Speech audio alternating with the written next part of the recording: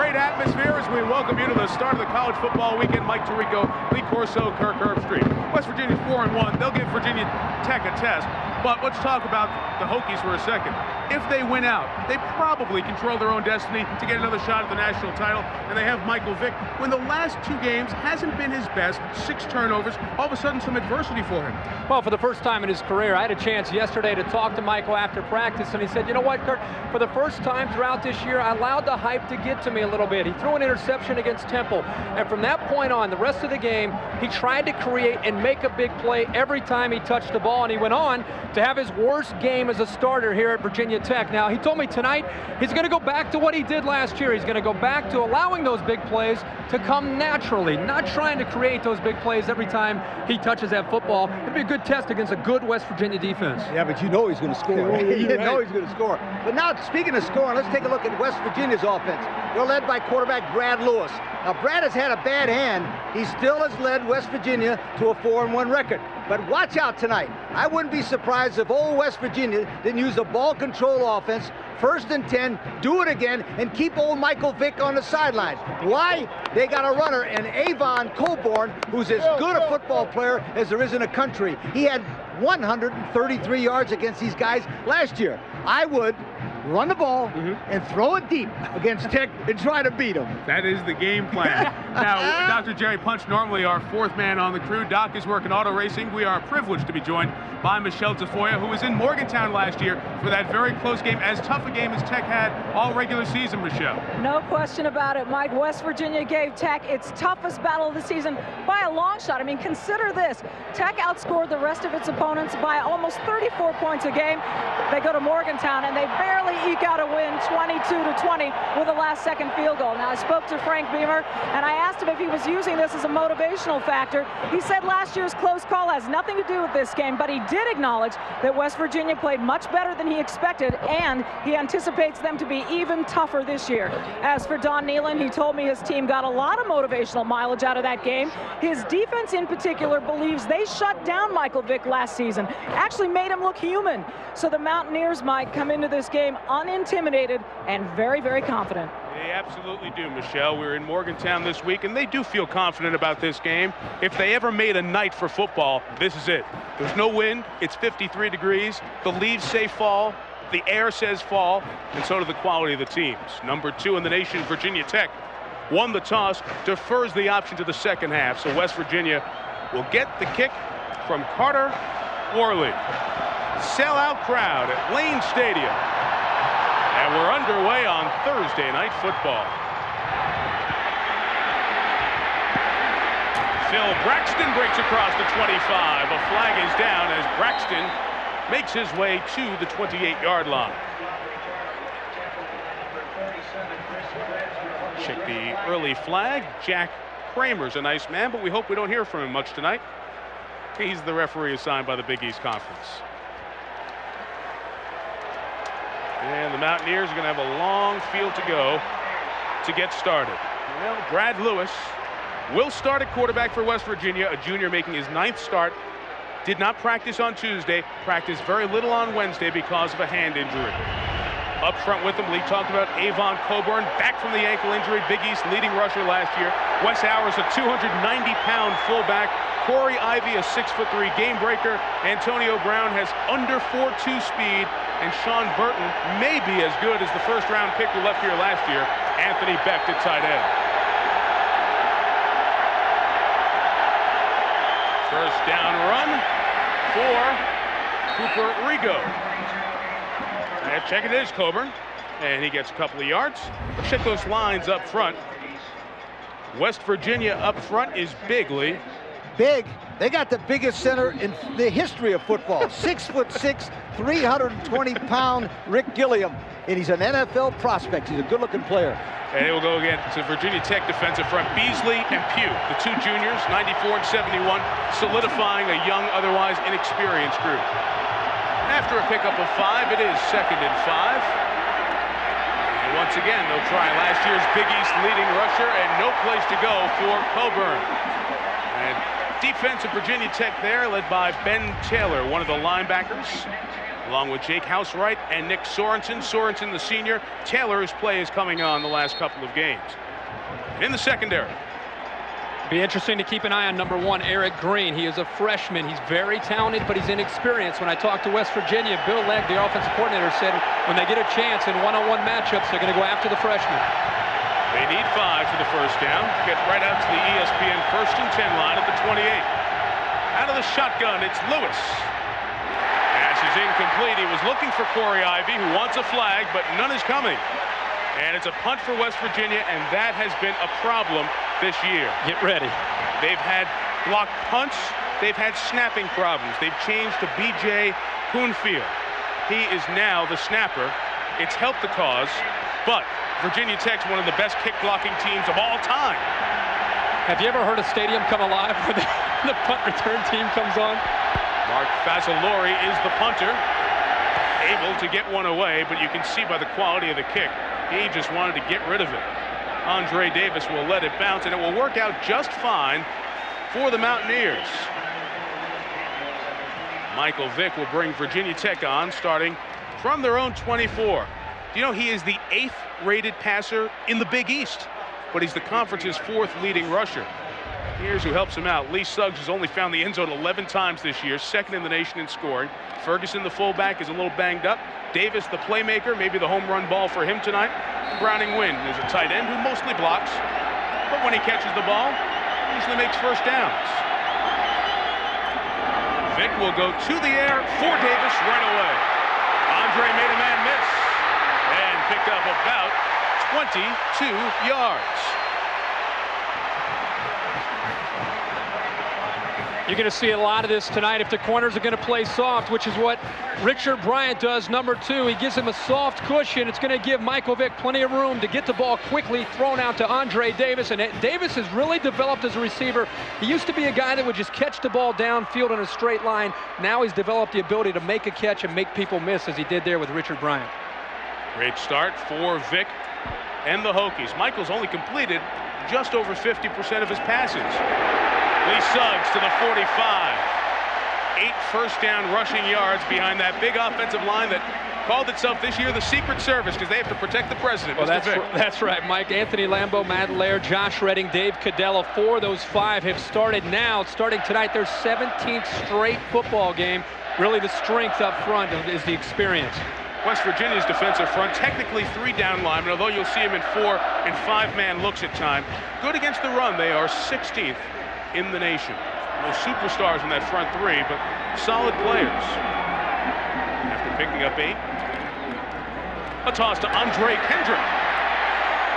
Hurtling ahead for the first down. Sean Hackett, the strong safety, was trying to pull it out, but Kendrick ended up getting a few more yards. Let's check out those players in the back. Chris Edmonds is the best pass rusher, Lee, on the linebacking corps. That number 6, Grant Wiley, is the best freshman linebacker I've seen this year on tape. He can fly, he can intercept the football. Keep your eye on number 6. He's a great prospect. Check the secondary. King, 11, is a freshman. Bryant, number 2, is playing with an elbow injury. And Hackett, who just tried to make that tackle, spent a day in the hospital this week with a toe infection. Hokies on the move, and Michael's on the run. There goes Mr. Magnificent. Michael Vick to the 14. 1st and 10, Virginia Tech.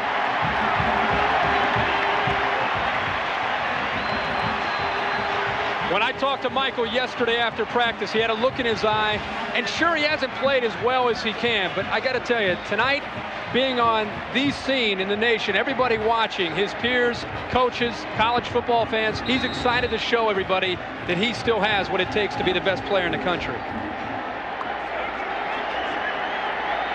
Virginia Tech has been lethal in the red zone this year. Vick adjusting the play at the line from the 11.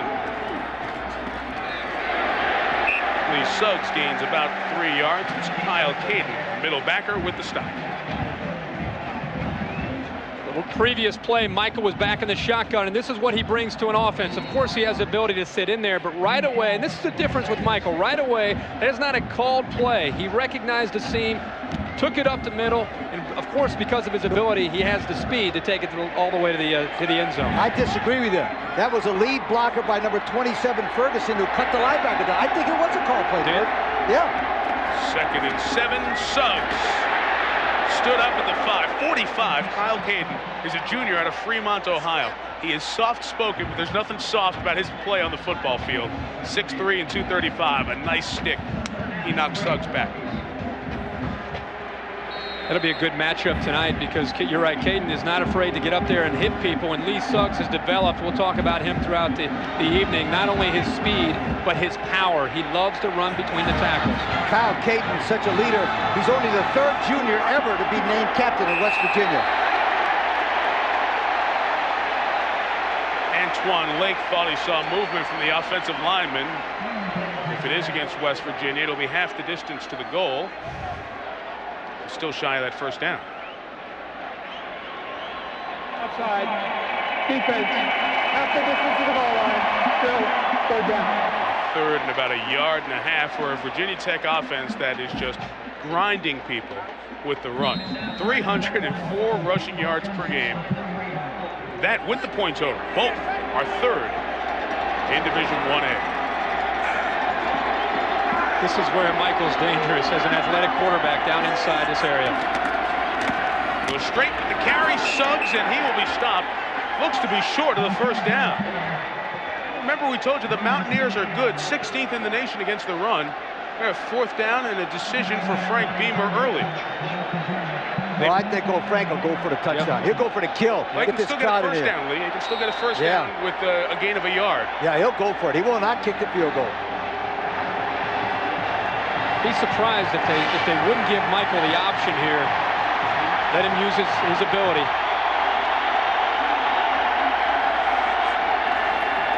Straight ahead run. Lee Suggs, touchdown, Virginia Tech.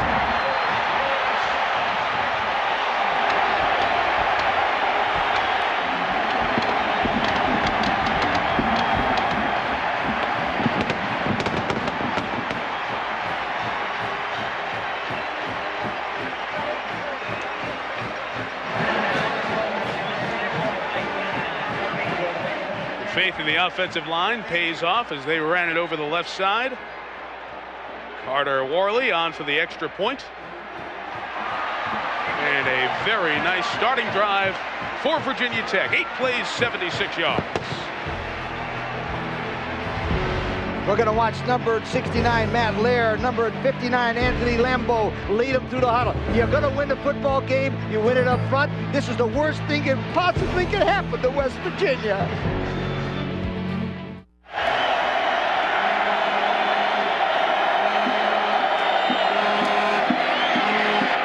Move on 2nd and 5 for Avon Coburn. He'll be right at the 1st down marker, just 1 yard shy. Channing Reed made the play for Virginia Tech. 3rd string defensive lineman, seeing some snaps. Interesting note here. Kirk, you said before that 1st down was very important. Notice they got 5 yards, and now they got a chance to get a 1st down. They got a chance on 2nd down because it was 2nd and 5. Yeah. It doesn't allow Virginia Tech to be so aggressive. It makes them come back a little bit. Good point. Around the move, man. The fullback, Wes Hours, 1st down. Big guy.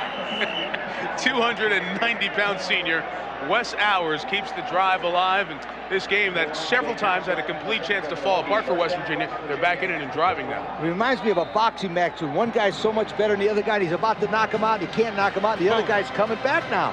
I mean, there's no comparison to these 2 football teams. Well, in the 1st it's quarter. early in the game. I think the fact that West Virginia kind of weathered the storm and the crowd and all the momentum favoring Virginia Tech, they put themselves, by catching a break, now in a position to, at the very least, try to be able to get some points on the board here. And they've kept the big act at the carnival on the sidelines. Little fake and then a handoff. Oh, he's got blockers. Avon Coburn sure does, to the 12. Kevin McAdam, reserve DB, playing because of injuries in there, but a 9-yard pickup. This is an old Statue of Liberty play. This is like going back to 600 you. years. This is going back when your dad and I coached. Right. He fakes it, then he gives to Avon, the ball, it was a fake pass, and then he comes around in, and Tanner Russell, the captain, look at him knock that guy, number 14, Nick Sorensen, down. Nice play by Tanner Russell, 79, the right offensive tackle. Well, he fired up on the Statue of Liberty. From the 12, second and short. Coburn, first down. First and goal, West Virginia. I like to see Matt Wilson and Terry Dixon, a left guard and a left tackle. When I talked with Bill Legg this morning, their offense coordinator, he said the left side of the line is more athletic. We'll pull them. We'll do some things with them. We've kind of had to teach them how to be tougher, whereas the right side's that side where if it's 3rd and 2 or 3, we need that short yard, we'll go behind them. But they're getting behind these big offensive linemen and running the running back, whether it's a screen or a counter. It's very nice. First and goal, Mountaineers trying to add a time touchdown on Thursday Night Football. Steady dive to the Big East leading rusher in 99, Avon Coburn, touchdown, West Virginia.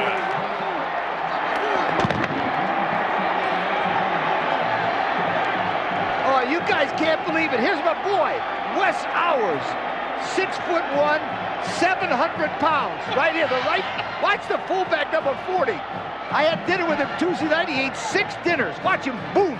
Oh, I told him I'd make look good on television. He sure did. Yeah, you made him look good. 700 pounds, you called him. That's 700 pounds. You know what, something? He started last year in this game as an offensive lineman against Virginia Tech. As a guard, now a fullback. John Oliger adds the extra point, 290 pounds. Look at that program man. Look at him. Let me tell you something. I promise you, he had 2 dinners. He had barbecue ribs, he had chicken, he had dessert, and he had all my bread. Look at him. What a player, Wes. Oh, all right. Tied at 7 here in Blacksburg. Well, Don Nealon wanted his offense to play smarter. They may not be playing smarter, but they're certainly playing with more enthusiasm. After the Avon Coburn touchdown, the offense came off of the field, and the offensive line coach, Dave McMichael, turned to his line and said, "Great job. We're in good shape now. Keep doing what you're doing." Back upstairs. Thank you, Michelle. They are in good shape. McMichael and Bill Legg, the offensive coordinator, share the offensive line coaching duties, and that offensive line led that last drive.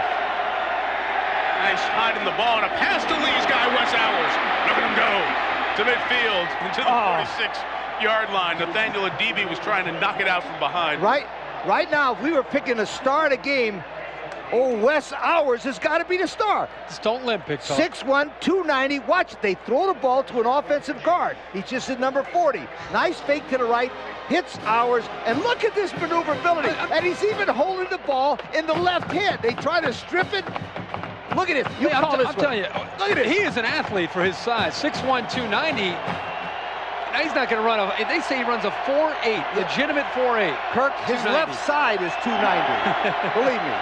You're killing him. From the Hokie 47. You won't believe it. Of all the things I just told about being player of the game, Wes moves too fast, and they get a penalty. Here it is. Take a look at Wes, my number 1 guy right there.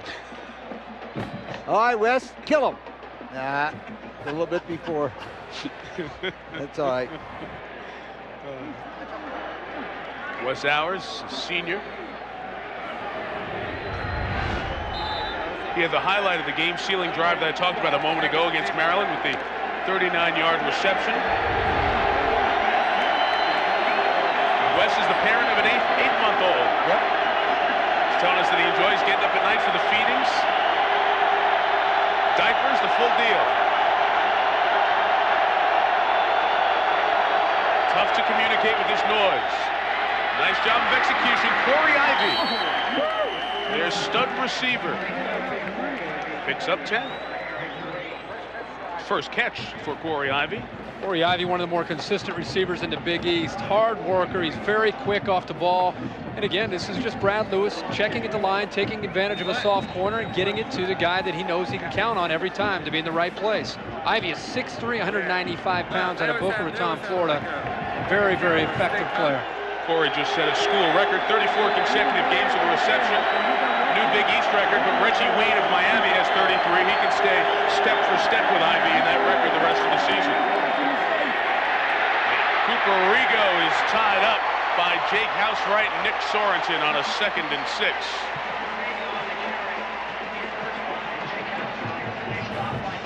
These linebackers are playing well. Sorensen, who, like Wes Hours, has been on both sides of the ball and a yo-yo during his 4 years in Blacksburg. Number 28, Lamar Cobb, did an inside from the defensive end. He did an inside move, and he forced the back to make a move, and that's why those linebackers made a good play. We'll let you listen to the crowd here for 3rd and 8.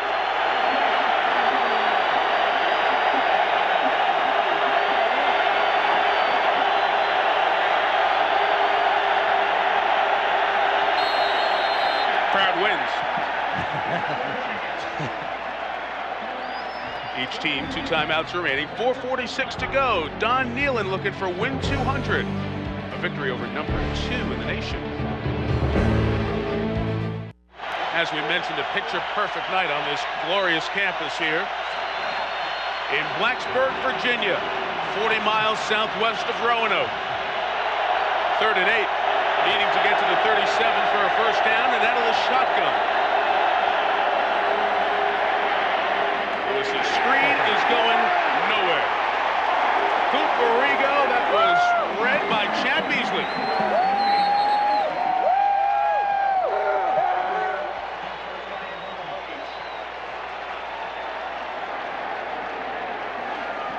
Keep an eye on Chad Beasley right here. Watch how quick he recognizes this. Look at him reading the back from the get-go. That's called knowing your scouting report and knowing the tendencies of an offense. He went there almost before Rigo went out there to catch the ball. Punt blocker earlier in the game, Lee Suggs. Fazzolari. Looking at 10 at the line. Peeled back. Davis, short catch at the 13. Flag is down as Davis turns the corner. At the 41-yard line. And bring this one back. Virginia Tech ran into the punter. I believe this will be 5 yards. Again, Lee Suggs trying 50? to get in there. They're going to go 15. Personal foul. Wow. This is Lee Suggs going to come right through here. He blocked one earlier. This time tries to come around. He's kind of thrown into the punter. And that's why you thought it was right. It's still a penalty if you're blocked in. Remember, we had that last year. We had that big discussion about it. If you're blocked in, sometimes people will feel it should be just running into the kicker. I think your first call was correct. Yeah, But we had that discussion. Yes. And it's discretion of the referee. Right, right. Which makes But me if you're nervous. blocked in, it's not. You're not trying to get to him on purpose. And But it was the discretion of the referee. Remember we had that yes, we discussion? did. Remember it very well. And you brought out the rule book and everything. You killed me with the rule book. He got him with the rule book. That was a couple weeks ago. No, last year. He brought the rule book again last Yeah, like 2 weeks ago. What was that about? Yeah, but he killed me last year with that same play with the rule book. Okay. Rule book's always here, and special teams, which is the hallmark for Virginia Tech, is biting the Hokies here a little bit tonight. Tied at 7, and the Mountaineers get the ball back in great field position again. Avon Coburn. Last time they got the ball because of a special teams, quote, mistake, unquote. 2nd and 6. Play pass with Coburn. Wide open down the middle. Sean Burton, the sophomore tight end, to the 12-yard line. First down, Mountaineers. 17 yards, and Lewis is hitting his stride, guys. Well, a lot of it has to do, this play has to do with because West Virginia's success running. They're going to fake the counter coming back. Because of the success of the play, look at the defense go all over there. Look at how much time Lewis has to look downfield and find Burton wide open. He has all day. It's because of the effective running game of West Virginia, especially off the counter play. Lewis has hit 8 of his last 10 passes after starting 1 for 7. Remember, he missed practice all week because of the hand injury.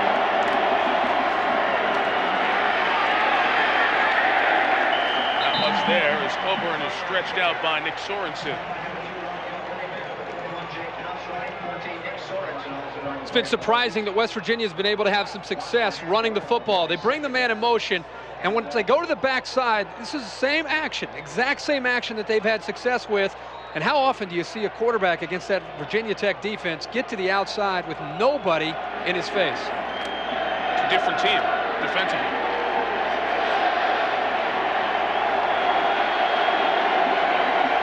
Drive kept alive by the roughing the kicker penalty.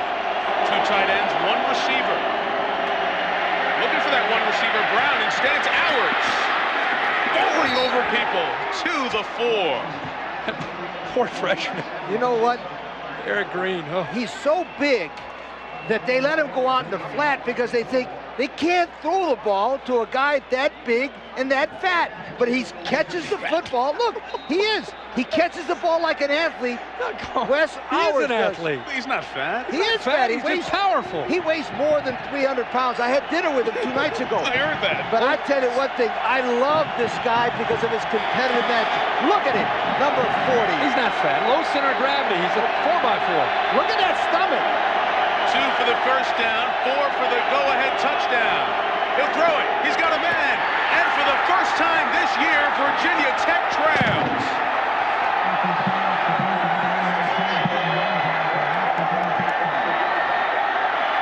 Sean Burton, the sophomore, with the touchdown grab.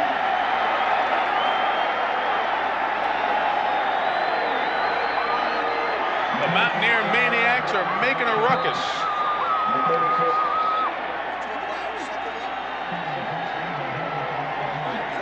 John Oliger for the extra point. West Virginia 14, Virginia Tech 7, and Lane Stadium is stunned. Sean Burton, number 81, is from Pittsburgh, Pennsylvania. Don Nealon told us that this kid is an NFL prospect, Kurt. He's a tremendous football player because he's got good size, 6'5", 255. Again, the Virginia Tech defense is on their heels. The play action, the same play action that worked for him earlier. Look how open Burton is, and look how the quarterback, Brad Lewis, has nobody in his face. Tell me that this guy who was expected maybe not to play, how fired up is he right now? One point we made a little while ago was like 2 heavyweights. One guy was so much better the first 3 or 4 rounds, knocked him down 7 times, but didn't knock him out. The other guy gets up and pow. Pretty soon he's got the other guy on the ropes. I'll tell you what, this guy right here, Brad Lewis, showing a lot of courage tonight. The numbers aren't crazy, the 100 yards throwing, but his leadership, the guts that he's demonstrated here in the first half. The guy didn't take a snap all week, and yet he's going up against one of the better defenses in the country and looking very good. Every time we talk to a coordinator during the week, what do we hear? Good arm, good mobility, throws the deep ball, I didn't hear one comment about his arm. I had to ask 7 times. All they said was, tough guy, leader, that is great. Intense. They'll jump off a bridge for him. Bill Legg, I asked him the exact same question. Here's his quote. I said, what's his strength? He said, his strength, his toughness. That's what it. Forget the arm. Forget he makes good decisions, and he's tough. He's a competitor. He said 2 words to me: blue collar. Yeah. Remember? He described him as blue collar. He said his whole team is blue collar. But yeah, this quarterback. How many quarterbacks you find are blue collar? No. And one of the examples of that, he works with the linemen and the linebackers in the weight room. He's in there with those guys. It's Eastern Ohio kid. Tough kid. Kickoff taken by the blocking back, who is the fullback, Cullen Hawkins, who gets knocked off his pins at the 30. 2 timeouts for Michael Vick and the Hokies. Use one quick, tackled by David Carter on Andre Davis. Here's Michelle. Well, Mike, from the time Michael Vick last came off the field to the moment he walked back on, he's been on the sidelines on his headset talking with offensive coordinator Ricky Bussell. Not for a moment did he take off that headset. From time to time, assistant coaches and players on the sideline would walk by Vick, give him a thumbs up or a fist pump, offering whatever visual encouragement possible, Mike. Good stuff, Michelle. Michael Vick talked with the coaching staff about the 2nd and 7 that's coming up for Virginia Tech. Virginia Tech facing a 2nd down as we come back with 43 seconds left in Blacksburg. The number 2 team in the land, 5-0, taking on the 4-1 Mountaineers, but for both teams, a very familiar game. Who's supposed to win doesn't matter as much as it might otherwise.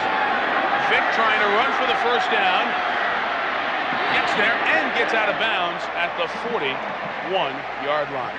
Are you guys surprised at what we're seeing here? Very surprised, especially the way the game started. Virginia Tech took their first possession and went the length of the field, about 74 yards for a touchdown. And since then, they haven't been able to do anything on offense. Got to give a lot of credit to West Virginia for kind of weathering the storm and coming back and getting a few breaks and taking advantage of them. When we talked to the West Virginia players Tuesday, I had a sense that they were not going to be intimidated. And that is exactly the way they're playing now. 1st and 10. One timeout left for Michael Vick. Hit and brought down. Grant Wiley, the freshman, with a heavy hit on Vick, who went down in a heap and slowly gets up. First West Virginia sack. West Virginia feeling pretty good right now on defense, and this young man right here is eventually going to be a superstar for this defense. He already is as a freshman. Grant Wiley able to slip through a crack there. He gets a lot of pressure. That's his 3rd sack of the year. Clock didn't stop. Vick was slow to get up, and Virginia Tech is just going to get out of here for halftime. West Virginia goes out with some momentum and the lead, and they should feel good defensively, because for the first time this year, Virginia Tech played a quarter and didn't score. Virginia Tech gets the ball to start the second half, but number 2, a 3-touchdown favorite, trails by a touchdown.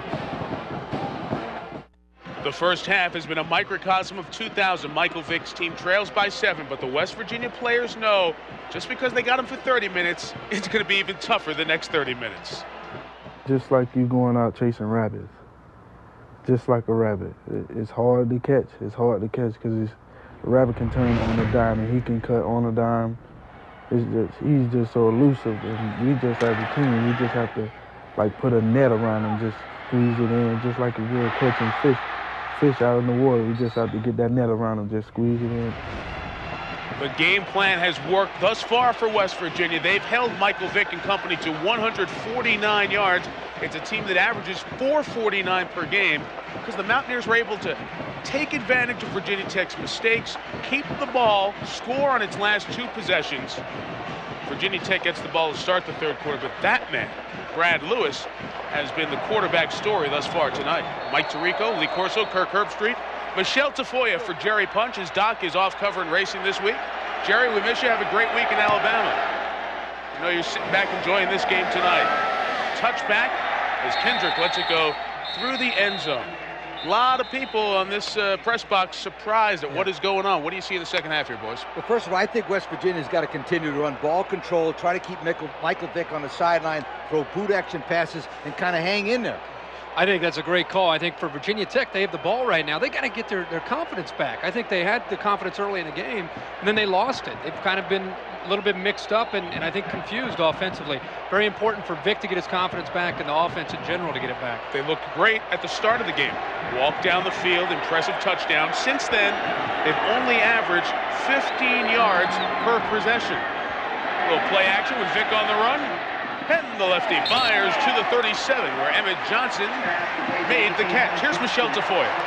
Well, Mike, I spoke with Frank Beamer at halftime, and he really feels that outside of the mistakes his team made, what they've been doing overall has been fine. He added that West Virginia is doing some things offensively they didn't see on film, but he said all good teams are going to trail at some point during the season. He's hopeful that his team will respond like a great team and overcome the deficit, Mike. And this first drive would be a great place to do just that. That's a great point, Michelle. Really the first time this team has been behind without all their leaders they had from a year ago. Vick left the mouthpiece in the face gear.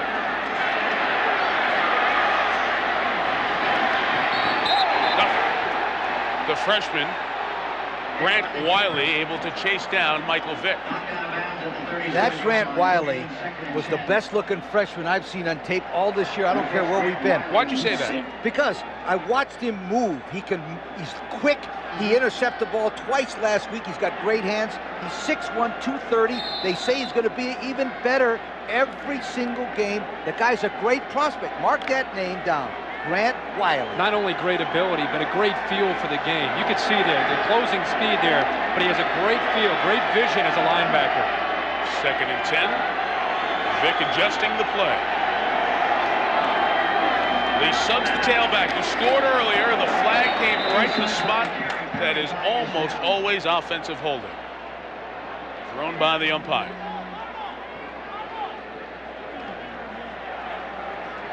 Penalty 6 on Virginia Tech.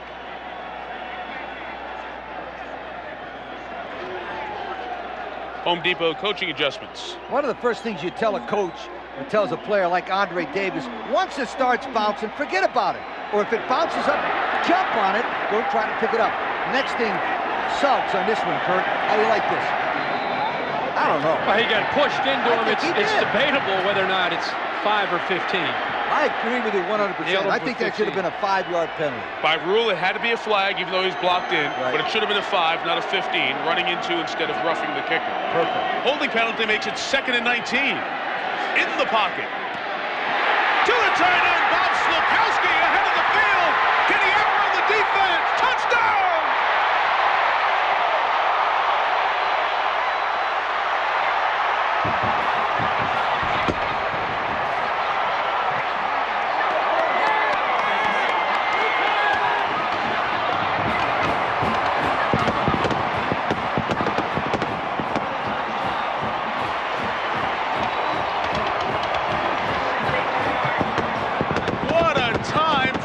Slokowski's first career touchdown, and by far his longest reception as a Hokie, 72 yards. Carter Worley to tie the game at 14.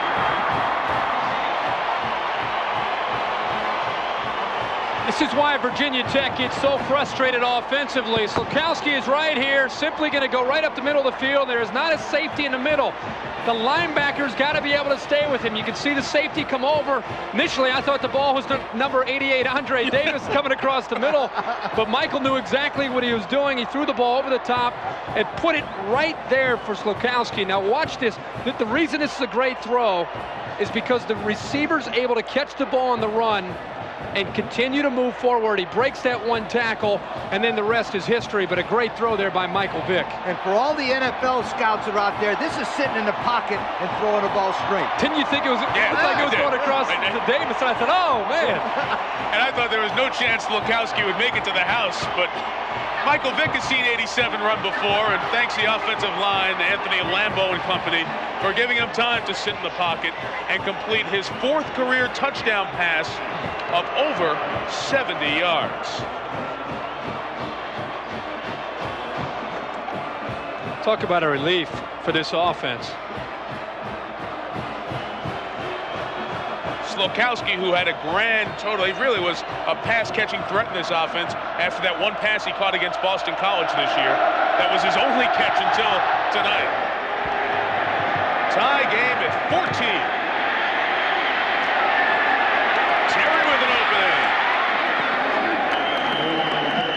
Terry takes it out to the 26-yard line.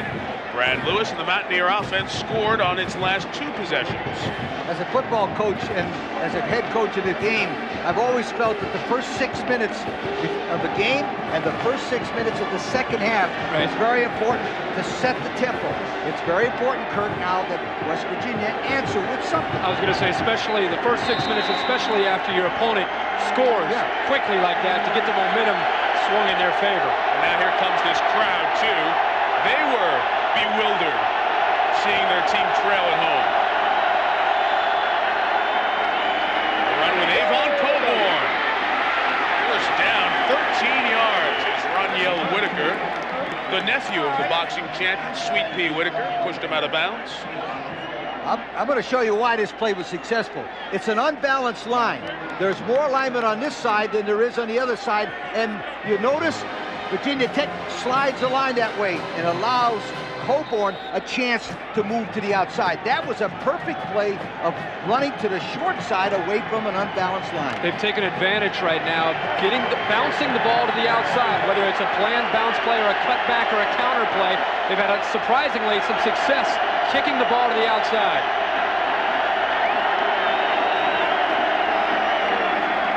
Throw now on 1st and 10. Lewis down.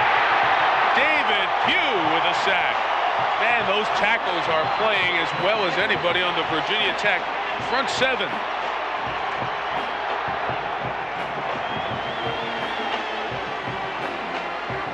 Pugh just really overpowers here. Watch him come through the middle. You have Matt Wilson and Terry Dixon in slide protection, and I'll tell you, David Pugh just simply used sure power to slide through that seam and to come up with the pressure there to bring down the quarterback, Brad Lewis.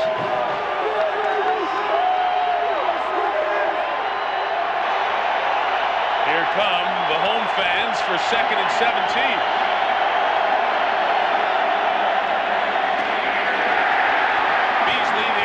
With Pugh helping to lead the charge. 94 is Chad Beasley.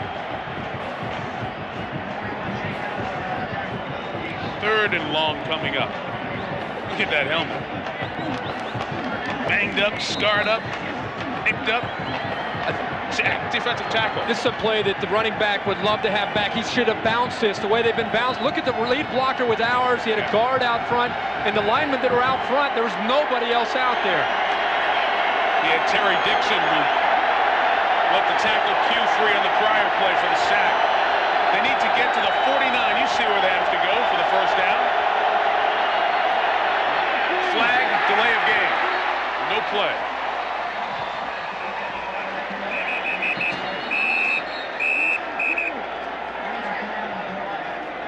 So for the 2nd time today, West Virginia will get another shot at a 3rd down. Prior to the snap. I try a quick kick on this 3rd and long. Don Nealon looking for win 200 in his career. 21st season as the West Virginia head coach. It was one of his assistants who said, other than Robert Byrd, the great U.S. Senator from the state of West Virginia, no other person has been as important in the late 20th century to the state than Don Nealon. He's given the state a personality, a galvanizing factor in this football team. He's been such a booster nationally for the state of West Virginia. Boy, you don't want to have to audible at the line with this crowd. Antonio Brown, that almost went the other way with an Eric Green interception. Kirk, it almost looked like Virginia Tech called off the blitz after Lewis changed the play at the line. That's exactly right. They kind of baited him there. They showed him an alignment initially at the line of scrimmage, and then as soon as he made his check, they snapped out to something else. And he went to the quick game, which is surprising on 3rd and about 18. Fazzolari to kick to Andre Davis. 10 Hokies waiting to come after him.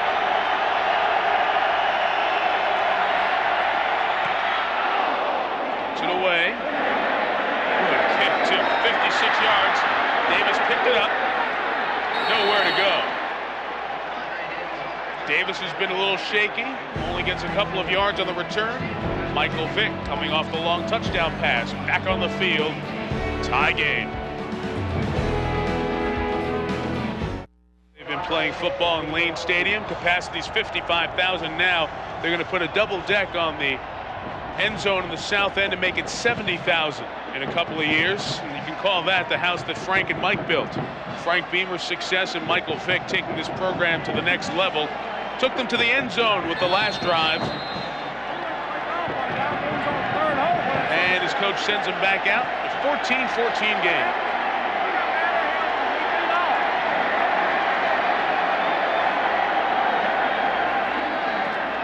First down throw for Vick.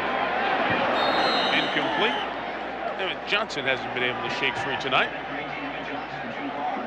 Michael's been able to recover here in the 2nd half, and there he just missed a pass. He's 2 of 3, but in the 1st half he had his problems. Here early in the game trying to score a touchdown, he fumbles the football. Watch the hit he takes by McIntyre on an option. And again, missing open receivers. He's missed a couple of open receivers in this football game. He's been able to come back early so far in the 2nd half and look pretty good. His stats haven't been eye-popping for the season, just his explosiveness and explosive plays. Lee Suggs. First down at the 35. Very nice hard run for the sophomore. Lee Suggs is a great story. Last year we talked about how he missed a chance to be a part of a great team and a great run last year, and He worked hard in the offseason. Because he missed last year, he said it helped him kind of rededicate himself and go back to being committed to the game and love the game more. And he put on some weight, about 12 pounds. He runs a 4.27. So now not only does he have the great speed, but he's got great power, and he complements Michael Vick and these talented receivers very, very well. Outstanding freshman linebacker Grant Wiley just ran off with an injury. Corey McIntyre comes in. There's the man Kirk was talking about. Suggs takes it to the 38, just picked up a couple, and while you were talking about Suggs, we saw a shot of the West Virginia quarterback, Brad Lewis. They're working on his hand. You can see the trainer and Lewis squeezing his hand and working on it. If you weren't with us earlier, Lewis did not practice earlier this week because of an injury to that right hand. Hand he banged against Boston College in the season opener, re-aggravated a couple of times as the season went on. Didn't practice Tuesday, barely practiced Wednesday. Vick trying to escape the world.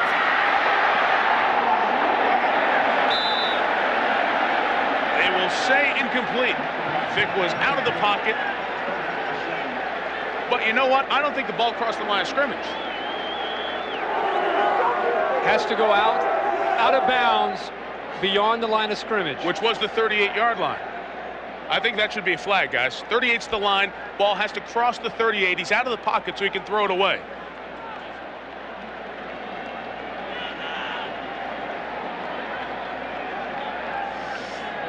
Ooh, close.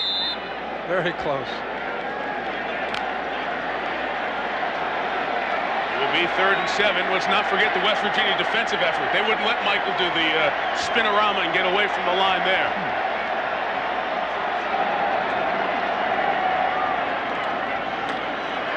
They bring the heat. Andre Davis first down at the 45. 17-yard pickup. I want to show you why this play was a great play, because of the pass protection. Watch the backs step up right there.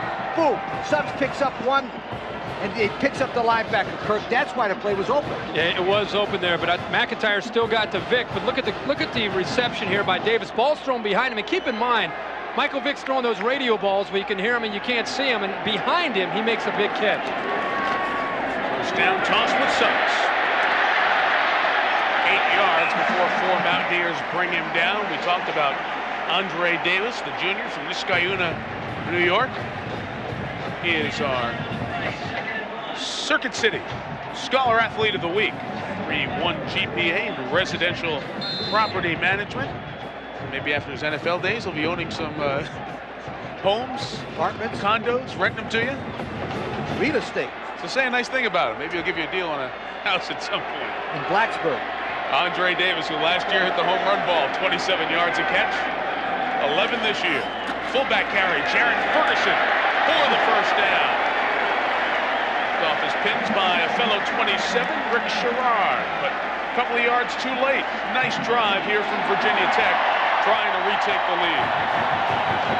Mixing things up very well here offensively, mixing the run with the pass, trying to slow down West Virginia's aggressive defense. Ricky Bussell, the offensive coordinator coach, seems like they have a rhythm now, Kirk. He's going inside, outside, quarterback, fullback, tailback. Nice rhythm by Ricky Bussell. Reverse with the speedy Davis. Might go. Touchdown.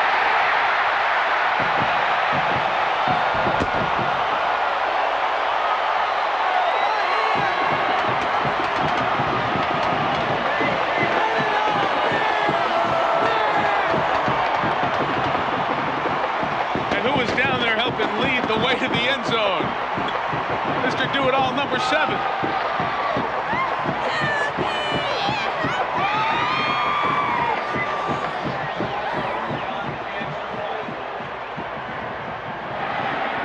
Carter Worley for the PAT. He missed it. 6-point game. He missed extra point. First time Worley's done that this season. But the lead is taken by getting it in the hands of the speed man, Andre Davis atones for his mistake on the punt earlier. A 30-yard touchdown. And the Hokies lead again.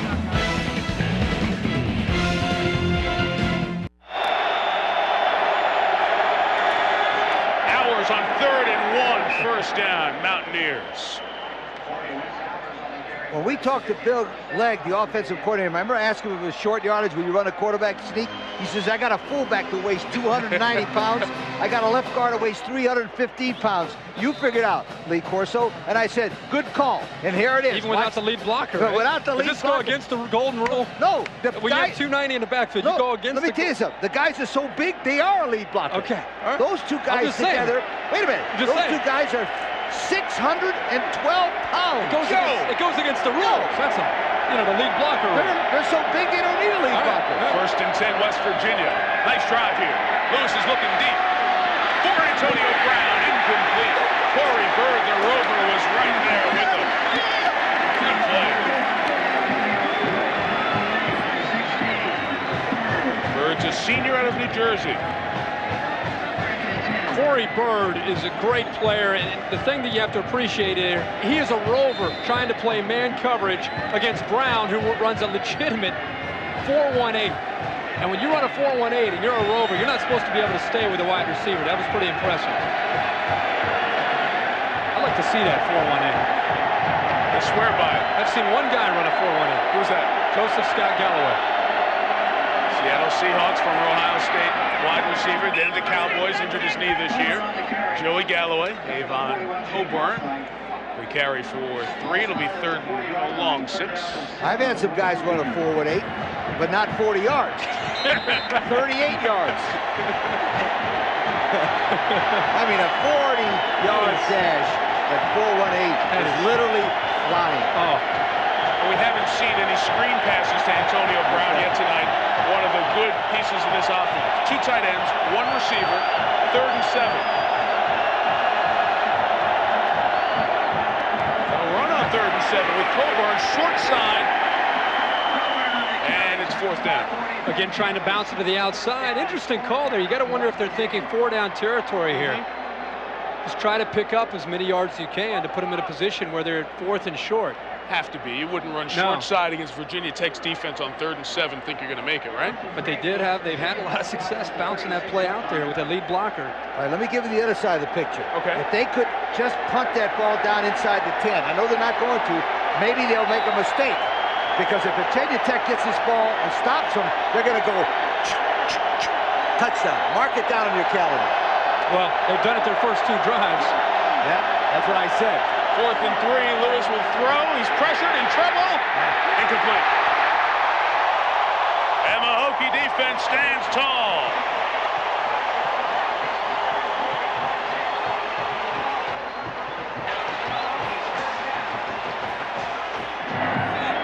And after West Virginia went for it on 4th down, it's good field position for Michael Vick and the Hokies. Michael's loading up and looking long. Andre Davis in stride, touchdown! They've been waiting all year and they finally hook up on the big ball.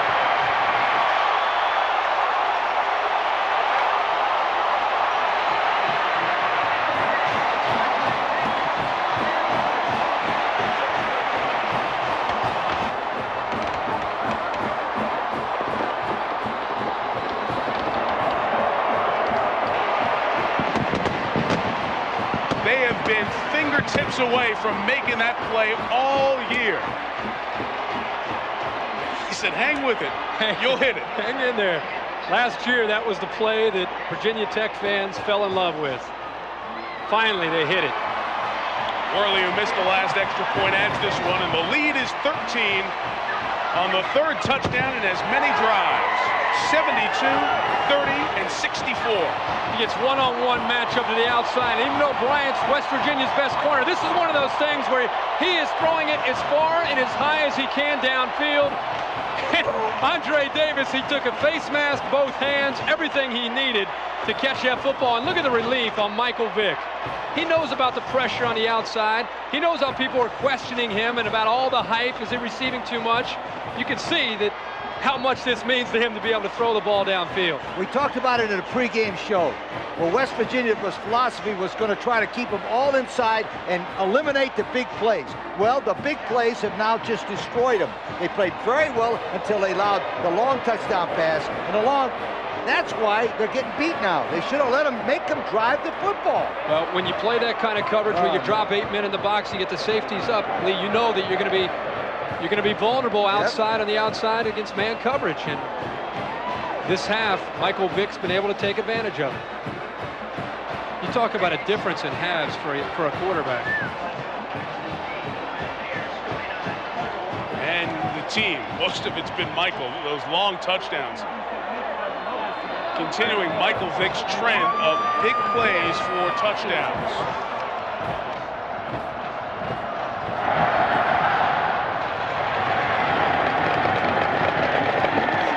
Phil Braxton for West Virginia. He took it out to the 28-yard line. Just like that, 20 points in 11 minutes. Michael didn't make a whole lot of plays in the first half. In fact, made a few mistakes, missed some receivers, 4 of 10. In the second half, he's 4 of 8, but 170 yards and 2 big touchdown passes. You have to believe now, West Virginia's defense, the style of defense that they play, this game is still very early. You know, Michael's probably got a few more tricks up his sleeve. That ball traveled a good bit in the air. Yeah. I don't think you have to question the arm strength. No. Get it there, can't he? He can get it there. Now Brad Lewis and the Mountaineers, as Kirk said, can't get away from what they've done to get here. Little option, big stick. Willie Pyle, the sophomore free safety.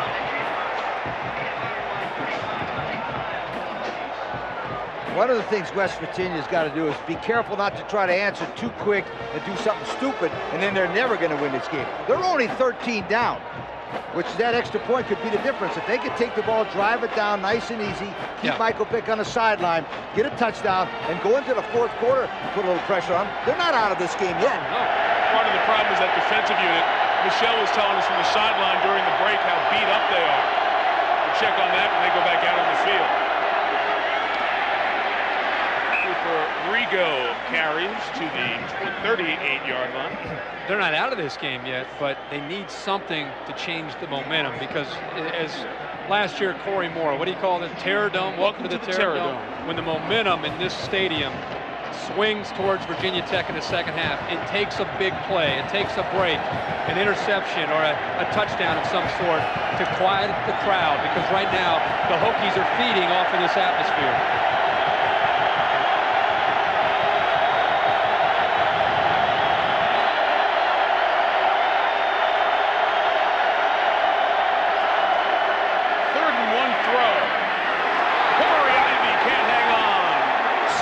From the ball by Eric Green.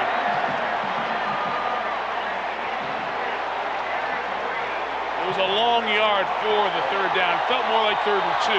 Eric Green's 5'11", 177 from the Speed State of Florida. They're all over the place, all over the country, these defensive backs.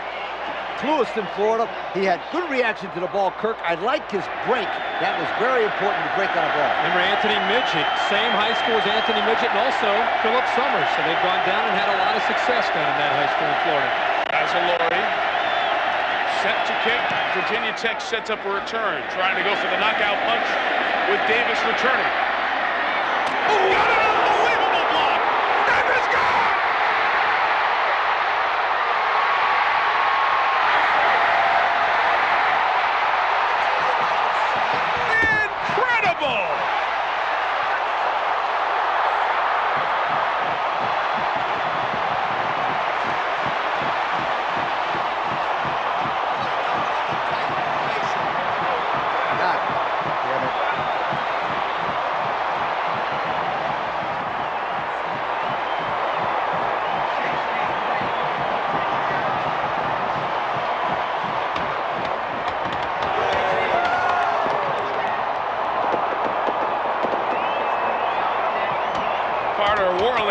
For the extra point. Hold the fireworks, let your guy kick. There you go. 34-14. I know the West Virginia guys have gotten it. Did you get the number of that truck? Was it Wayne Ward? 32? Yeah, that was Wayne Ward, number 32. Hello. Is there something about this place in the second half of football games? Every time we've come to this stadium, in this second half, Virginia Tech seems to go crazy. Now this, put your seatbelt on at home, because this one's going to get a little bit scary. Davis moves over to the right now. Keep an eye on number 45, because he's going to get knocked into next week by Wayne Ward. Hey! He got leveled. Kaiden's the linebacker, but I don't think he's ever been hit that hard in his entire life. And then Davis just uses, what an alley. He picks up the speed and he goes the distance. Let's just go back. If you want to play football, you see what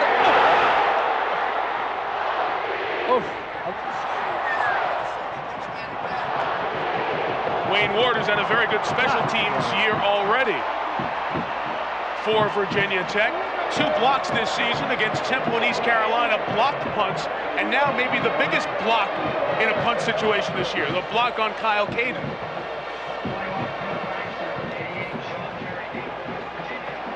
Ouch. At least it's good to see that Caden's able to get up from that hit. Absolutely.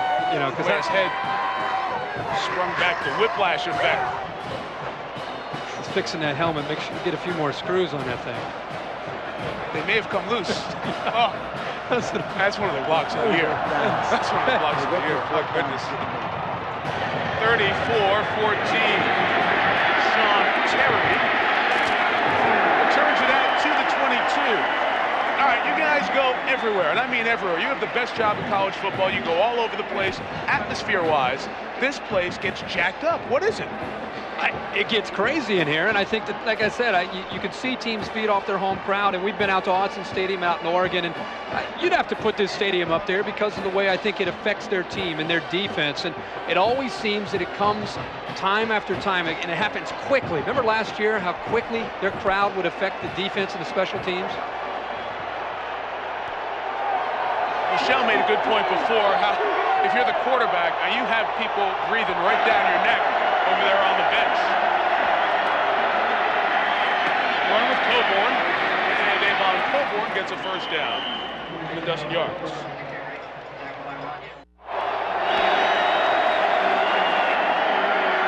Lewis looking long. Incomplete. Nearly a wonderful grab by Phil Braxton, who fell awkwardly when he caught the ball and may have just lost the win. Number 2, Ronnie Whitaker, and 35, Willie Pyle on the coverage for the Hokies. Doc always told me that the Intimidator. Is it Terminator? You know, it's Intimidator. You're right. Intimidator. Number 3. Yeah. Going with 3. Right. You got the 3 on the back of the car, Mike? No, I don't. You don't have that? But Dale's a great guy. He is. His is. son's Little League. Dale Jr. is a great driver. For Dale. I like Getting back to some football. Yeah, serious football. Serious football. Remember when it went 4th down and I said, don't do that? Yeah. It's going to go. Just thought I'd mention it. 2nd and 10. Knocked down by Nick Sorensen. I think it might have gone regardless. No, I don't think. I don't think so. Let me tell you why. Unless they pin him inside the 5. That's right. They gave them the ball with excellent field position, and you don't do that with a football team like Virginia Tech's offense. I think, and I said before, I'm not second-guess Don Nehlen, I'm first-guessing. I said I don't like going for 4th down there. I think you back them up. The score was 20-14 at that time. It's been ding, ding, ding. The thing that was surprising, it was 6 minutes to go in the 3rd quarter. You're down by 6 points. Yeah, that's why I first-guessed them. They've had a tough time picking up 3rd downs. Many of them have been 3rd and more than 5. Led Sorensen. And it's caught across midfield by Antonio Brown. Nice catch. Ooh. Had to come back to that football while he was in the air. I mean, this is a heck of an adjustment to a football that's thrown behind him. Quarterback gets hit as he throws it. Now look at that. Look at that adjustment in the air. Nice grab. The reason why he made that catch is he never took his eyes off the football. He went right there, looked it right into his hands, and brought it right into his body. Nice hands. You love to see those receivers catch the ball with their hands instead of arms extended. Yeah, instead of with the pads. From midfield. Lewis throw towards Corey Ivy. That's 20 yards for the big playmaker for West Virginia. This is deja vu all over again. Number 8 Ivy runs the post corner perfect. One right, boom, and he gets number 1 to turn his back, Eric Green. The reason why that play is so effective is they've been running them on some post routes. They fake the post route and come back, and the quarterback, as you said, very well said before, he throws the ball before he has that timing pattern down. The other thing is that young corner, Eric Green, is giving Ivy about 8 to 10 yards on most snaps. This time he's going to come up tight. Lewis in trouble, sack. Nathaniel Adibi, redshirt freshman, who physically fits the profile of their great defensive line quarterback sackmen like Bruce Smith. And of course, Corey Moore last year. Adibi has a ways to go to develop, but he's got the body and the physical ability to follow. Bud Foster feels that between Nathaniel Adibi and Jim Davis, you have Lamar Cobb as a sophomore, Coles Colas, they have a nucleus there of about 4 guys that are going to be around for another 3 years. And all of these guys are going to be very effective. They get stronger and quicker, better understanding of what Bud Foster wants. They're going to be, that's what this defense needs, is speed on the edge. After a loss of 11, the quarter ends with this play. And it ends the way the quarter went. Maroon. The defense is stepping up and being more aggressive after the offense. Put up 27 points in the third quarter. 4 touchdowns, all big plays, most of them done by the man. Number 7, we've been telling you all along that he's something special. We're telling you again. The Virginia Tech band doing the Hokey Pokey third quarter tradition here in Blacksburg. Don Nealon would like to turn the game around in the final 15 minutes. West Virginia, a 27-point Hokie onslaught. They start the fourth with 3rd and a quarter of the field. Lewis downfield. Oh, what an interception by Roniel Whitaker. To the 22-yard line. Pass was intended for Phil Braxton, but Whitaker, 2nd pick of the game and 4th of the season. I'll tell you one thing, that's better than a punt. They've either had the punt blocked or run back. That might be their strategy. Boy, they're going to go for it, right? Throw long interceptions. It's a heck of a catch here by Whitaker. They'd love for him to become the guy out there, the guy that they can count on as being the leader of the secondary and a guy that they can throw on, a talented wide receiver on an opposing team. The last half of last season, they got Whitaker more playing time, played about 30, 35 snaps a game. Stepping into the starting role just fine. 2 picks tonight, 4 on the season, and Michael Vick and company. For a couple, Michelle Tafoya at the end of the third quarter spoke with Frank Beamer. Well, Coach, the third quarter looked like a completely different ball game. What enabled such an offensive explosion? Well, there's been some good things. I think he's played on our whole team defense, special teams. But we got a big fourth quarter to go here, and you know this thing's way from over. Coach, thanks. Thank you. That interception certainly helping the situation. Virginia Tech scored 28 in the second quarter of the opener against Akron. Other than that, it's been their biggest 15-minute offensive explosion of the season. A little miscommunication in the backfield. The first down anyway. Either Suggs or Vick went the wrong way, but it's all right. Get 3 more plays to try to sort it out. The first down with Andre Davis. Little mix-up in the backfield. You could tell before the ball was snapped. Michael turned back to turn to the backs and said something, and clearly they were on the. It looked like on the wrong page. It might have been Michael going the wrong way since both backs went to the left. But still, that's what he brings to an offense. Even though there's a mistake, he's able to get to the outside and throw the football downfield for a first down.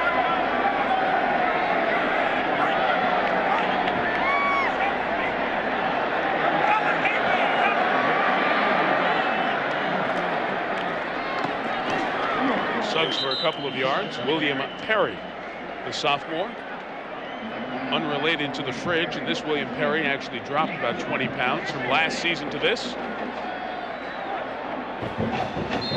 Now weighs in at 290. Saw Michael adjust the play at the line. So often we say that they're changing the play, but so often now in college football, teams come to the line with a check with me situation. Especially Virginia Tech in this game, because West Virginia moves around so much. They're doing a freeze call to try to get them to show their hand. Hackett was coming on the safety blitz. They went the other way, and Emmett Johnson's 9-yard catch. Set up 3rd and about 1. Actually 7 yards, beg your pardon. That's a tough catch. He's on the left hash, and he's throwing into the boundary. This ball is coming at about 85 miles an hour. I mean, it is zipped. And watch him go up, Emmett Johnson go up and make the play. That is a great catch. We've seen a few catches tonight by the Virginia Tech receivers.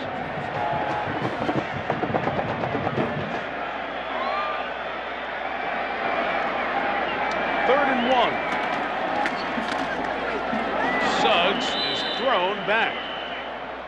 David Upchurch on the nose. Sophomore from Hyattsville, Maryland. In on the stop. Virginia Tech will punt the ball away.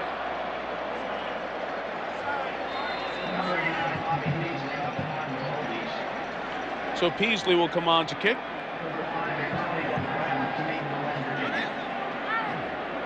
Improving on that 33-yard average. Confidence, that's what they want out of this guy. Mountaineers bringing 9 after him. Ran into him. Flag down. Well, that would be 15. It doesn't matter, but they hit him pretty good. 15 in my book. And it is 15 yards and an automatic first down. And that one looked a little different than the one we saw earlier go against Virginia Tech. Sure did. It was called roughing, not running into the kicker. Personal foul, roughing the kicker, gets the defense, 15-yard penalty, first down. West Virginia trying to make something happen on special teams. Trying to make something happen. They bring everybody in there, and you could tell that they brought too much pressure, and Phil Braxton was backup flailing at the ball. Yeah. The difference where the Virginia Tech players who are so good at blocking kicks, they're coming in really with a chance at the right angle, and this was just kind of flail at the guy.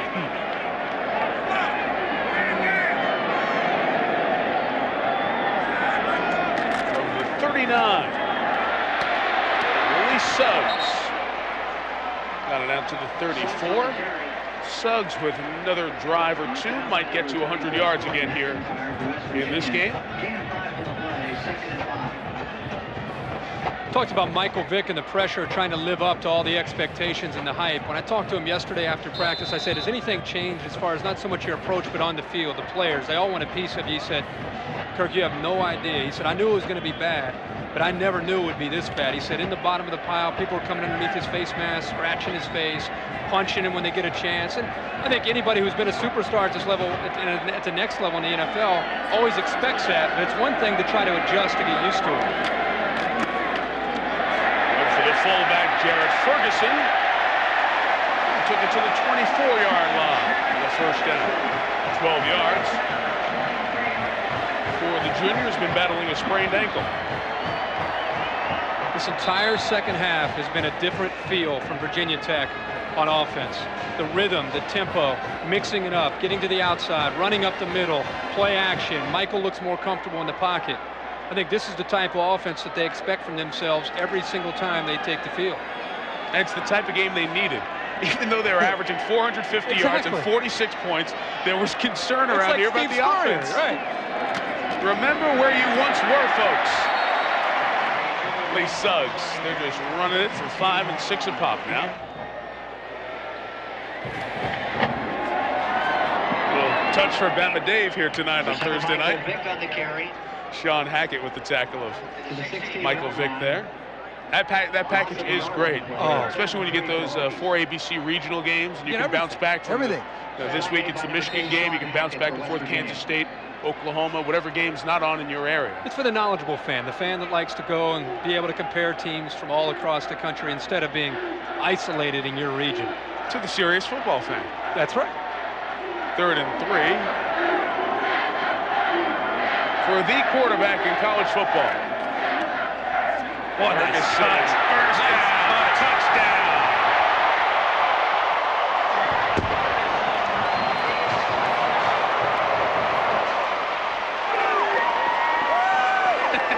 Okay.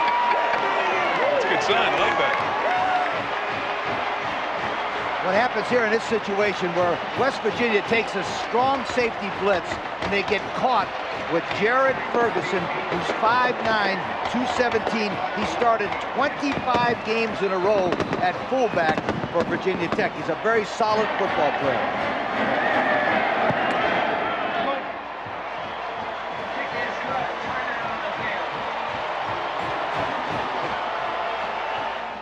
Jared Ferguson, who's so good at working his body to be a fullback, he has a 36-inch waist, but has to buy pants that are a 40-inch waist because his thighs are so big.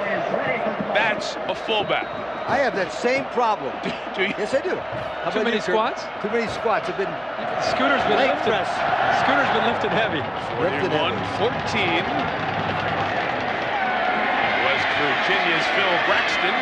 Kickoff return to the 30, and he'll be marked down at the 31.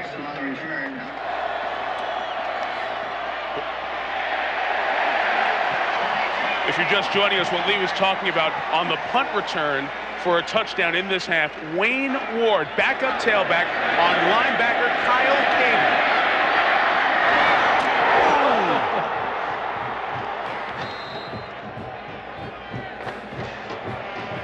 Virginia Tech scoring that punt return in all 4 possessions of the second half. And with the game out of reach and Brad Lewis's hand injury a factor, Scott McBrien, the redshirt freshman, who about noontime today thought he might have been starting in this game, is now in there. No place to go for Cooper Rigo, the running back.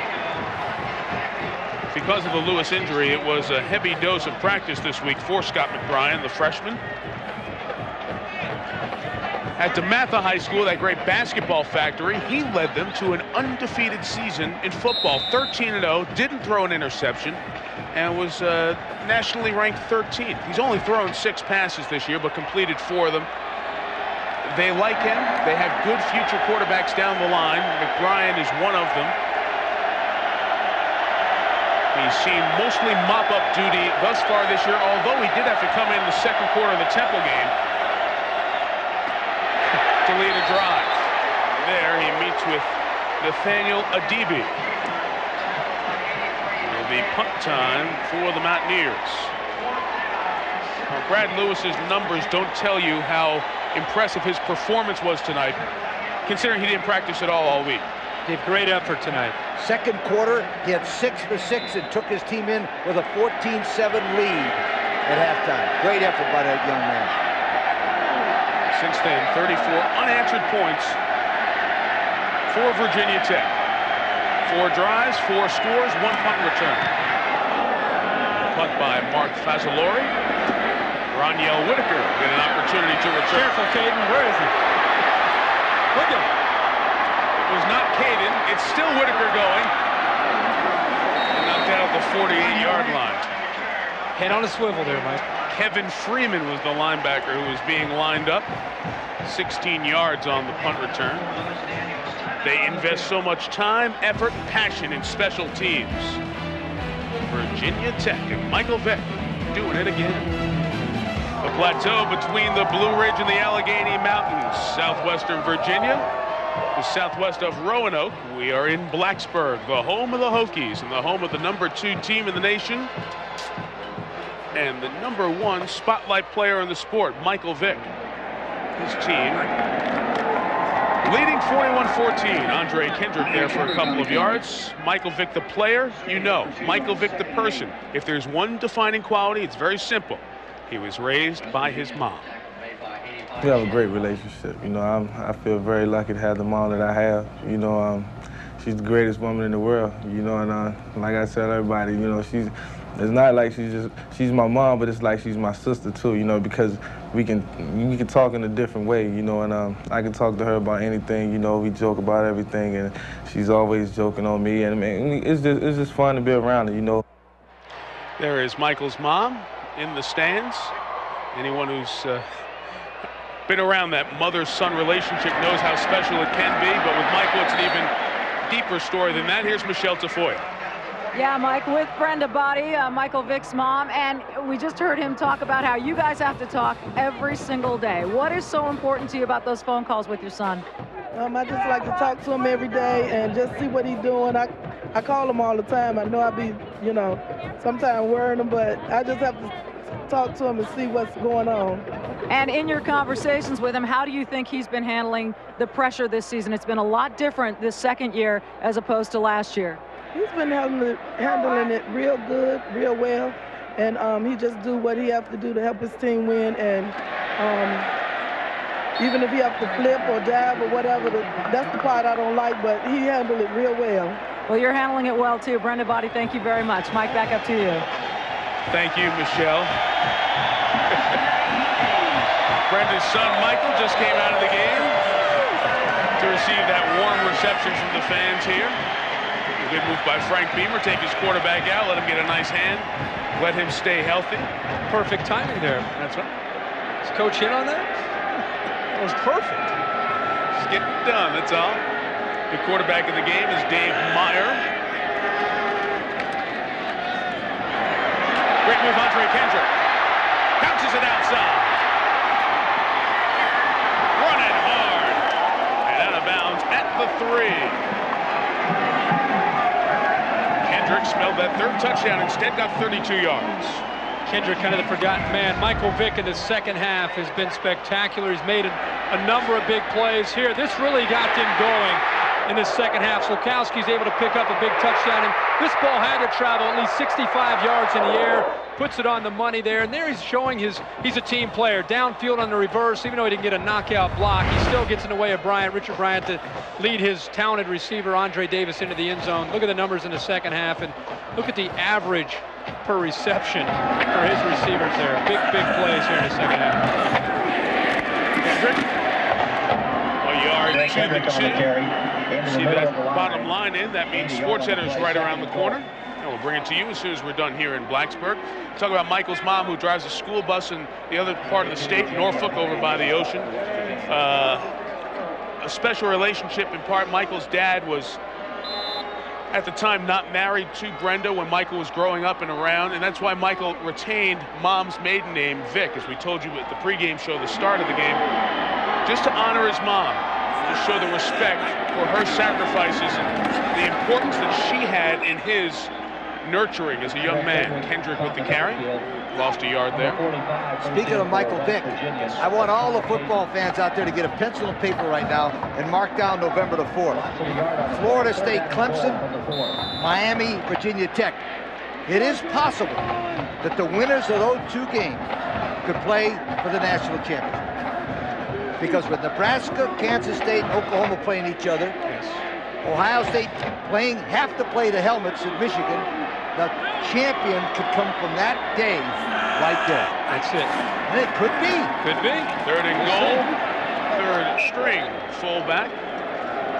Wayne Bridge with the carry. Carries the ball for the Hokies. That's Wayne Bridge. Wayne took it down to the 1 yard line. Virginia Tech will move to 6-0. They have 2 home games left, Pittsburgh and Virginia. 3 road games left in reverse order at Central Florida, at Miami the November 4th game, and their next game will be at Syracuse on October 21st, a week from Saturday. Which is a stadium they always seem to battle in and always struggle in. Whenever they go up to the Carrier Dome, no matter how good they are, it's always a fight for Virginia Tech. So even though on paper you look at every game they have to play, with the exception of going to Miami, they're going to have more talent than everybody they play. Absolutely. Still, nothing's a given. And the Big East is much better this year. The Temple team we talked about earlier. That's right. On the rise. The Temple Owls. In this 4th and goal, Virginia Tech will go for it. Instead of kicking the field goal, and Andre Kendrick takes it over the goal line. Touchdown, Virginia Tech.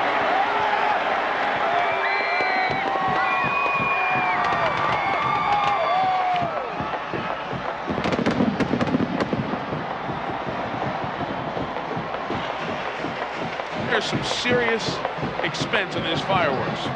Well, the smoke's coming in here. It's pregame, though. It's 7 touchdowns. Yeah. It's a lot. They're going to take that into consideration in the budget next year. Well, how do you plan? You know, do you order enough for, well, you're Virginia Tech. You score 46 a game. You got to have at least the opening. You got to take into consideration at least 5 touchdowns, maybe throwing a field goal. You got to count for at least 48 points every home game. It's ugly. Our Miller Lite storyline tonight from Blacksburg, a Virginia Tech clinic in the second half. 6 touchdowns. They went in trailing 14-7. Michael Vick, as solid and complete a performance as he has had all season. Those total yards, as Kirk pointed out during the commercial, he's very keen on the stats, do not include the punt return by Andre Davis. And Brad Lewis was very gritty, playing with a hand injury that did not allow him to practice all week.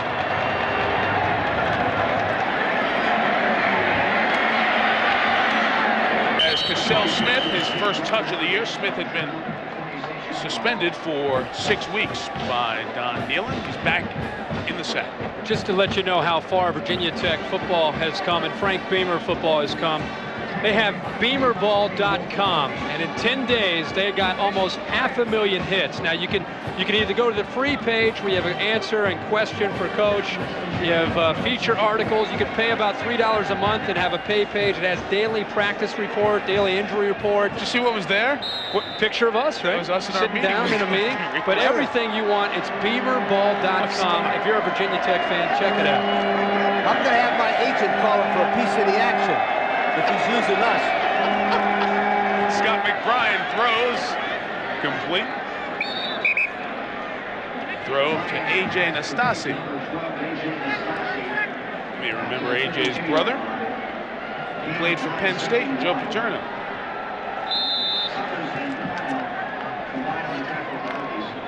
Joe played Penn State for 3 years. Joe Nastasi played for Joe Pa. Frank Beamer, who's on that list with Don Nealon. Coach Paterno, Lavelle Edwards, longest tenure at one school.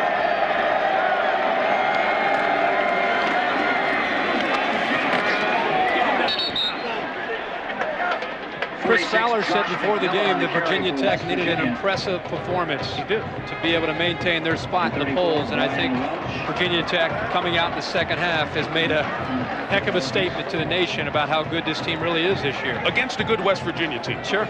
There's Don Nealon. He's 21 years in West Virginia, but the best honor I think he's had is Don Nealon was the president of the American Football Coaches Association in 1997, and being a former head football coach, that's the greatest honor you can have when your peer groups name you the president of the American Football Coaches Association. What's your job when you're the current coach and you're the president? What do you? Hang on a second, McBride to throw here. Incomplete. Yeah, what he represents the American Football Coaches Association when it comes to lobbying, maybe in Congress. In fact, there's a picture of Don. It's a picture of Don with Paul Tagliabue representing the college football coaches with the National Football League. It's a representative position, and you don't do a lot of stuff. It's just a show of respect. But it's a show of respect that he came up the hard way. And you know what the sickening part about it is? He's had 4 losing seasons in 21 years. And last year we were talking. Remember, they were giving him a little touch about leaving. That's right. That's sick. Well, very similar to the George Welch situation in this state of Virginia. Coaches who are in their 60s, who have been wonderfully successful, and now in this day of parity, a 6-win season, and people get a little bit uptight. They need to forget, you look at the building in Morgantown, the building in Charlottesville, without George Welch and Don Nealon, they don't see those second decks on those stadiums. That's right. Well, look at these guys. This guy is having a losing season. He's gone. Woo! He's winning. He just lost the game. Forget about him. Oh, right. Don Nealon now they're trying to force out. George Welch is going to be forced out. And Fisher DeBerry, it's a good thing it's at the Air Force Academy. Wait a second. I'm not going to let you do that. I will not let you do that to Bobby Bowden. Little humor. But your humor does bring up a good point. We kind of forget the second somebody is a little bit older and doesn't have success, the game's passed them by right away. Exactly. And people forget how long these people have been there and what they've done, because they've raised the expectations to bring the heat on themselves. McBride with a big arm trying to air it out. Incomplete for Cassell Smith. You think of Frank Beamer, and we talked, he had a 2-win season not that long ago, and in this day and age, there's no chance that you can win 4 games a year your first 6 years and be around for the next 8. And you know why it is? It's number one thing. When a coach loses, the attendance go down. I tell you what you do. You take every coach in America now that's on the hot seat. If the attendance is down 10,000 per game, the guy's gone. You've been saying that. It's a money game. You've been saying that for the 8 years that I've been covering college football at ESPN. First 2 years, I thought you were crazy. Yeah. And you have been exactly right on that. Mike Tirico, you've finally seen the light. You got to listen to the guy. No, you know why it is? It's because the women's athletics now has put the pressure on all of the football teams to raise more money. And if you don't raise money with attendance, they're going to get a new coach to see if they can get some more interest in it. It's a simple business decision. Title IX and the scholarship issue that you mentioned there. This is as great a time as they've had here at Virginia Tech, and it's spilled over to the university as well. 4,800, or 4,600, I should say, the spots for new incoming freshmen. We're not talking sports, we're talking in the university. They had 18,000 applications for those 4,600 spots. Fumble the football, and it's picked up. Might be a touchdown for the Mountaineers. Ben Vegan, touchdown. Coming on the play, picked up by number 15.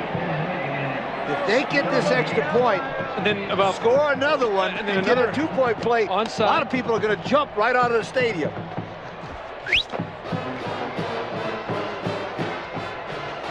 I'm sure a somewhat Pyrrhic touchdown for Ben Meehan and the Mountaineers. Hey now, they're a couple, 3 onside kicks away from this thing. No, they're onside kick, a touchdown, and a 2-point away from a big thing. John Oliger on for the extra point, which is blocked. Vintage Virginia Tech. Remember, this can be returned for a defensive extra point. And Nathaniel Adibi is stopped there, so we'll keep it at 48-20 with 2:20 to go. I want to make a statement and listen to this because I've been around a long time in college football. The greatest turnaround in the history of college football was Bill Snyder taking Kansas State where they were to where they are now. The greatest in the history of college football is Bill Snyder taking Kansas State from the worst team in the nation to where they are now. I make that statement based on my life in college football. And we researched it, went back and looked at the entire 1900s last year when we had them for their bowl game. And you can't find a program that was that downtrodden, worst in the nation, and went to a perennial top 10. The return by Lee Suggs. They get out of bounds at the 30-yard line. And they have been consistent in staying up there. But the only thing that you're going to find naysayers say is how many championships have they won? That would be an argument that people would bring up who are going to be saying that Kansas State is unable to win a championship, being in whether it was the Big 8 or now the Big 12. But I think the record speaks for itself. They're always one of the best teams in the country. I think with the job that Barry Alvarez at Wisconsin, people forget Wisconsin before Barry Alvarez got there, they were a team in the Big 10 that people would just go through. And look what he's done in the 90s. You know, he's been able to win 3 Rose Bowls. Dave Meyer and Virginia Tech from the 30. Running Keith Burnell, tailback who fumbled before, gets only a yard. So Virginia Tech will remain undefeated. And here is the Super 7 right now. Nebraska will play that Texas Tech passing attack. Virginia Tech 9 days away from their trip to the Carrier Dome. We talked about 3-8. Clemson will take on Maryland. You'll see that on ESPN2. Michelle will be there along with Dave Barnett, Mike Gold, Coach Bill Curry. The Ohio State-Minnesota game. What about the Buckeyes? They have a tough road ahead, but still maybe the best in the Big 10 when all is said and done. The Ohio State defense. The Ohio State defense is as good as you're going to find in the country because of their corner play. Nate Clements, not a whole lot of people talk about.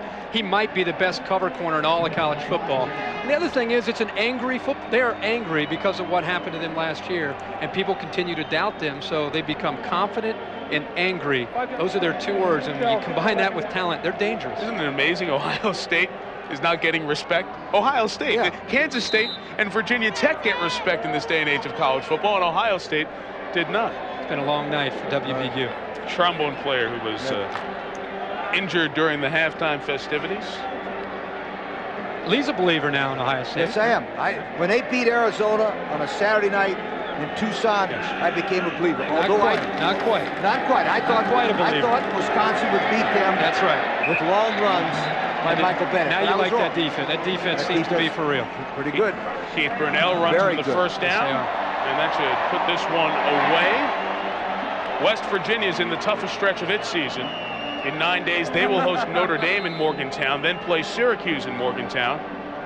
Still have a visit from East Carolina later on in the year. Road games at Rutgers and Pittsburgh to close the season in the conference. We are off next Thursday night. The NFL will be in our place. Very good game as well. The Lions in Tampa Bay. You'll see the Bucs, who need one, against the Lions, who've gotten off to a good start. And we will reconvene in 2 weeks, gentlemen, as Doug Eastlick, the fullback, gets a carry for Wyoming BYU. We will see you in Provo in a couple of weeks. Enjoy your week off. And thanks to Michelle Tafoya. We enjoyed having Michelle with us this week. Thank you, Michelle. Great job. Nice job, Michelle. Safe travels to Clemson. We'll be watching Saturday night on ESPN2. For the first time this year, they didn't score in a quarter, but the man made it happen. Michael Vick, and then the special teams on top. And when it's all said and done, final score, Virginia Tech 48, West Virginia 20. For Michelle Tafoya, Lee Corso, Kirk Herbstreit, Mike Tirico. This has been a presentation of ESPN, the worldwide leader in sports. For more, log on to ESPN.com, your home for college football on the internet.